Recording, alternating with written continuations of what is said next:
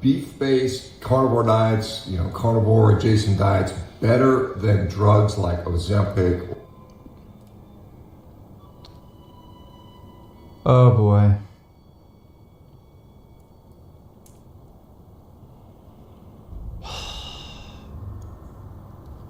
That is just... I cannot get over how fucking stupid these people are.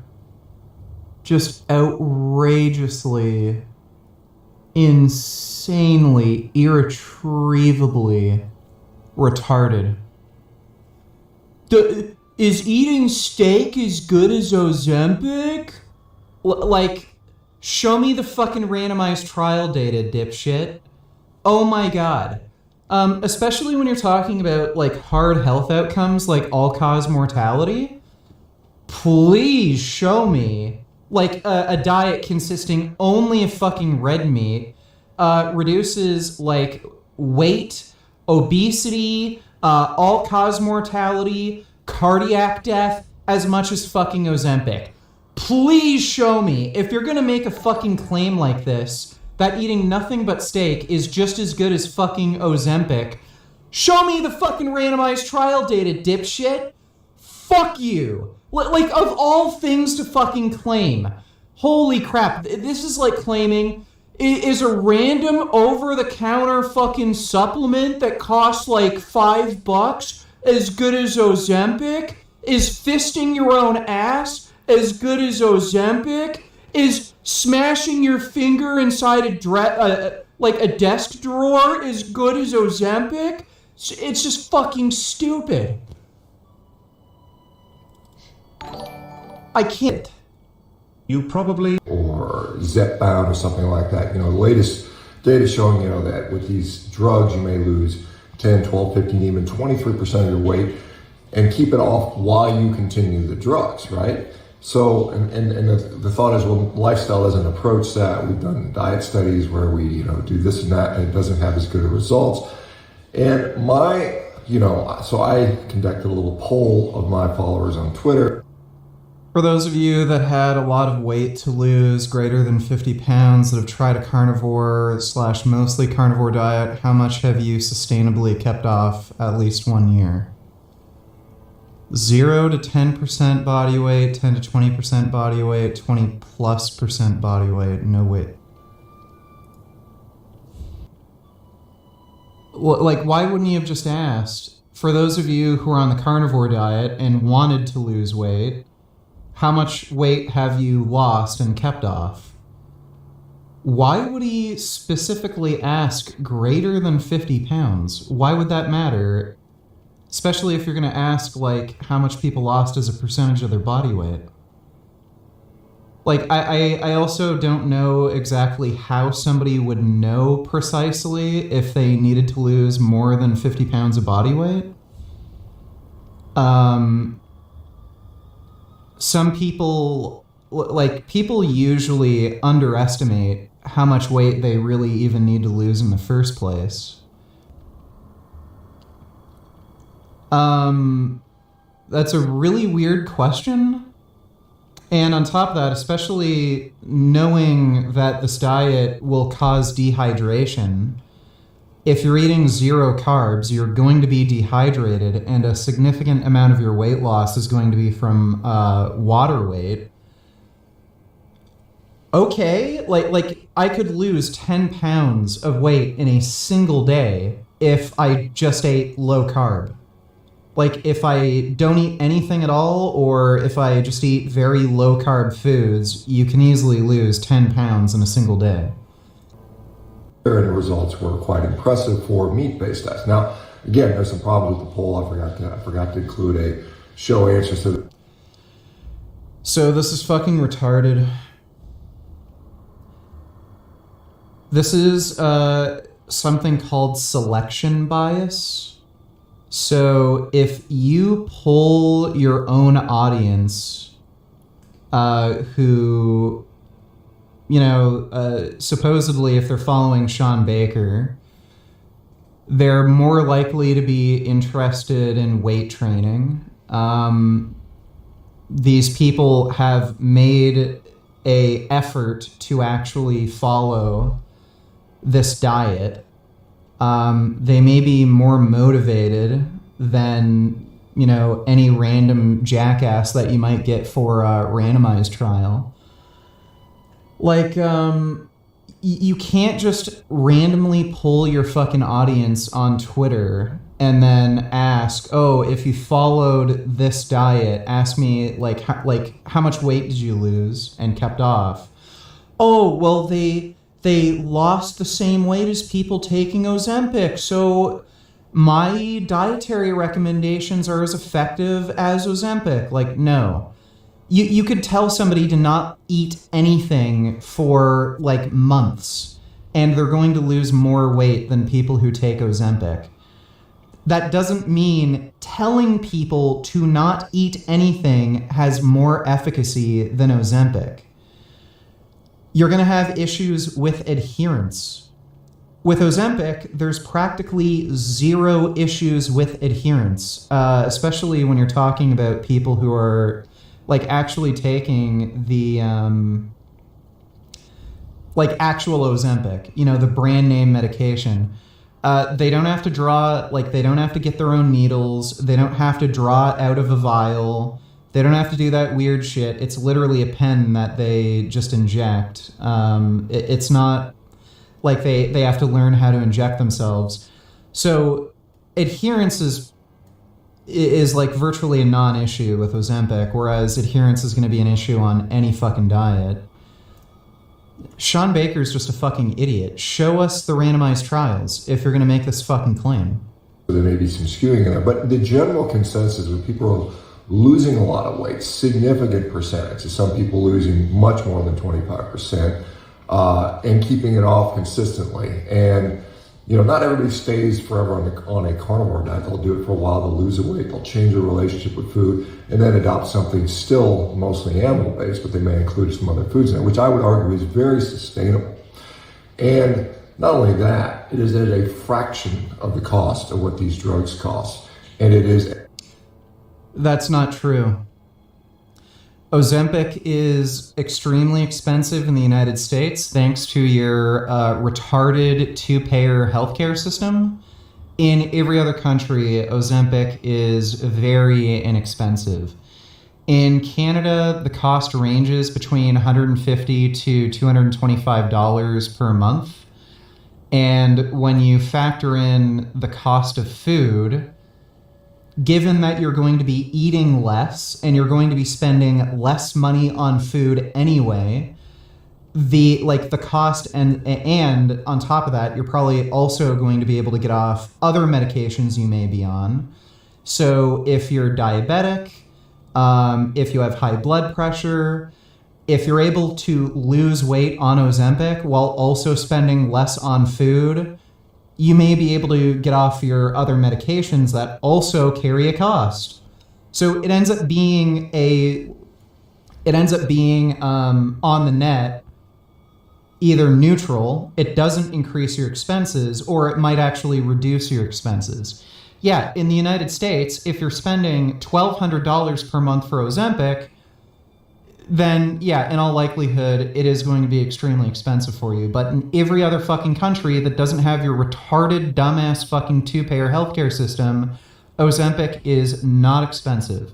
Even in the United States, you can get generic forms of Ozempic on the gray market, and you're still paying like maybe $200-$300, if that. So he's full of shit. At a fraction of the number of known side effects and potential long-term problems that come to this. Now, the side effect risk of Ozempic is massively overblown. Most of the side effects that are reported are due to weight loss itself, not the drug. And these drugs have also gone through multiple generations. I think they're on like the third or fourth generation of these drugs. A lot of the side effects that people have talked about, like I think increased risk of thyroid cancer, shit like that, they're practically non-existent on the newer forms of the medication. what if instead we said, hey, let's put people on an animal-based ketogenic carnivore diet as a first-line treatment? Many people will have success with that. It'll be much cheaper. And then for those that don't have success, it wouldn't be cheaper. If your entire diet is nothing but meat, it would be more expensive than just getting Ozempic, assuming you're buying a generic form of the medication or you don't live in the United States. Success. Maybe we do some of these other medications. That would be a very good strategy, right? I think so. I think it would save the country a lot of money. Certainly. Okay, this is idiotic. I'm going to leave a comment. It would save a lot of people from potential costly side effects and would stop this sort of predatory or help to limit this predatory pharmaceutical industrial complex that we have. It's clearly going on. These people are out to make money, keep you on drugs for the rest of your life. That is not right? We had a period of time 60 years ago where the obese... Like, by the way, exactly what is the issue with being on a drug for the rest of your life if the drug prevents you from becoming obese, prevents obesity, diabetes, heart disease, and helps you live longer? Like, if they had a drug that made you immune to cancer, but you had to take it lifelong, would you not take that drug? Like, if it was impossible for you to get cancer, taking a drug every single day of every month, why wouldn't you take that drug? Especially assuming if there's little to no side effects and the risk of getting cancer is relatively high. It's like the second leading cause of death. Like, is the argument, oh, well, if you follow the dumb retard fuckwit diet, then your risk of cancer is lower anyway. It's just as good as, taking the drug. Do I have any evidence to back up that claim? No, but I actually asked a bunch of people on Twitter if they cured their cancer while following my diet, and most people said yeah. So it's just as good as the drug that has randomized trials and proven efficacy, because I asked a bunch of random idiots on Twitter. It's just remarkably fucking stupid. There is nothing wrong with taking drugs. There's nothing wrong with taking drugs lifelong if they have proven efficacy and they actually fucking benefit you. What is this retarded horseshit of, they're just trying to make money? Well, isn't that what everyone's doing? Do you not have to pay for food? Would the argument be, oh, the food industry is scamming you? They're just trying to make money. You know how when you go to the grocery store and you have to, use your debit card and pay money for the food?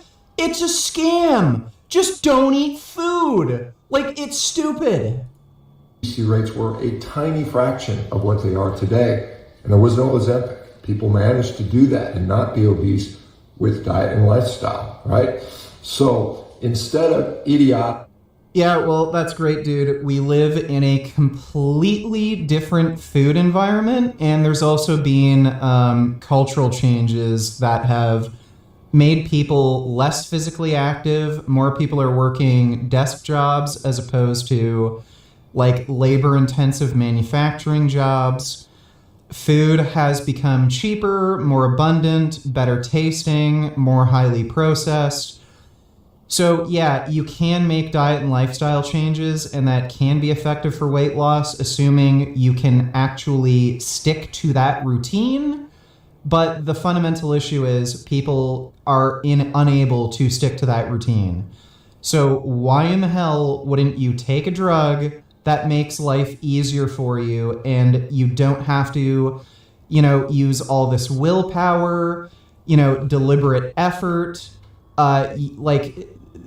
you don't have to worry about peer pressure. There are people who have friend groups that eat like shit, go out all the time, and if you are taking Ozempic, you can still go out with your friends, but because your appetite is going to be so suppressed, even if you still have that same lifestyle, you're just not going to be able to eat as much. Again, this is just ridiculous. This is like me saying, oh, I have a cure for the obesity epidemic. Eat less, move more. Why do we need any drugs? Like it's kindergarten level fucking logic. Radically demonizing things like red meat because of, cholesterol, right? You know, since we stopped eating more red meat, you know, we peaked in about 1977 when obesity rates were much, much lower. And since we've stopped eating more red meat. Okay, well, this is just ridiculous. This is also when cigarette smoking was at a peak. Cigarette smoking peaked in the late 1960s. So why isn't the argument, as soon as we stopped smoking cigarettes, our weight started to balloon, so I guess we should all start smoking cigarettes again? It's stupid. Red meat wasn't responsible for keeping people's weight down. It was lifestyle and the overall American diet that was responsible for keeping people's weight down, not just the fact that people were eating more red meat. We've dramatically cut that. Our rates of obesity, diabetes, and all the chronic diseases that go with it have dramatically risen. Remember, beef he's saying this when red meat is highly correlated with type 2 diabetes. Is inherently satisfying, satiating. It keeps you off of the crap. That's what many, many people will report by eating a diet that is full of beef, you know, and not being scared of it, like the idiots would have us be. Yes, the idiots that are going to live longer than you. It allows us to eat naturally and not constantly be eating all the bullshit, sorry for the cussing, that is being foisted upon us by the food industry. So what do you guys think? Should that be a better way to make America healthy again when it comes to government efficiency? Yeah, make America healthy again by eating tons of fucking red meat and fucking just artery clogging garbage. You know, hell, in my view, get the damn government out of our food, out of our lives, quite honestly. All right, there's some thoughts for you guys. Let me know what you think. What a fucking idiot. Just remarkably stupid. All right, guys.